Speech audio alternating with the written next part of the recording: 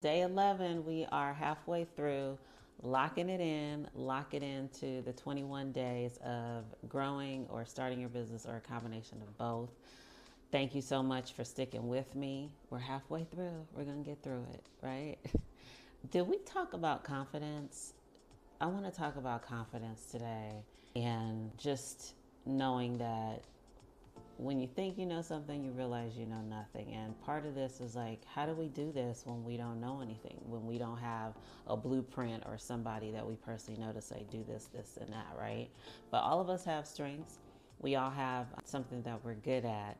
And start looking for those things that we're good at that can apply to running a business. It could be you're super organized, you keep an immaculate house where everything is. Well, that applies to a business when it comes to organizing your thoughts, your days, your content. Some people are good at figuring things out. Critical thinking, I have to say, and problem solving is probably the best skill that you can have. And it applies to any and everything, any business, any job.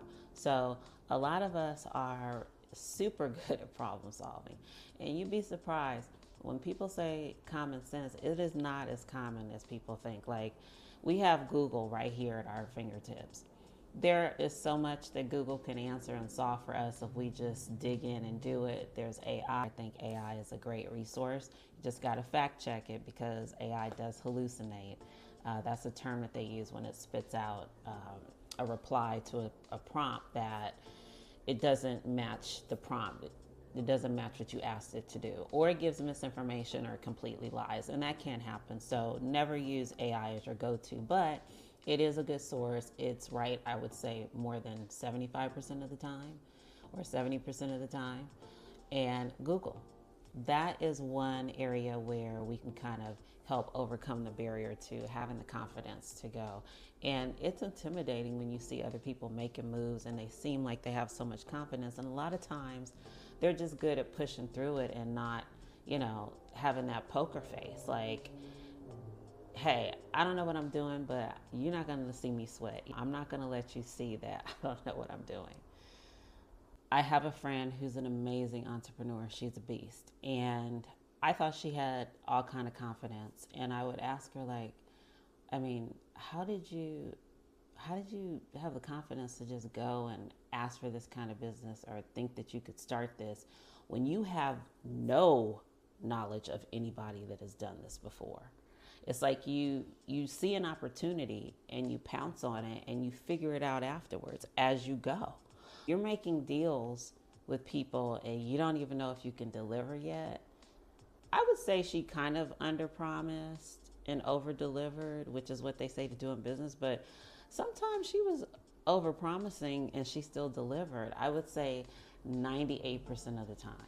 That's an amazing percentage. That's an amazing success rate with that.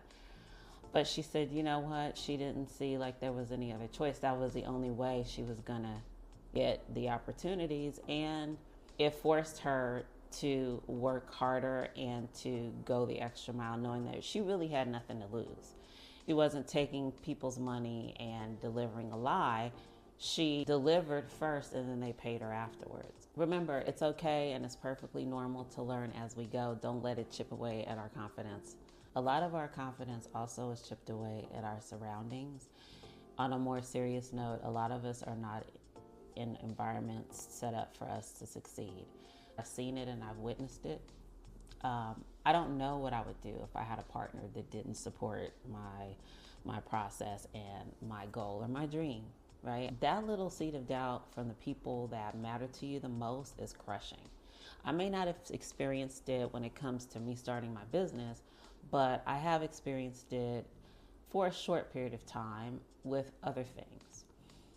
And I also know what the other side feels like. And that support is worth gold because it puts something in you and motivates you to makes you want to work. Like when somebody says they like something or they love it, I want to go back to the drawing board and continue to push forward or, tweak it if I need to or whatever it is, or get back on the computer and write what I need to write or post what I need to post or be consistent on social media.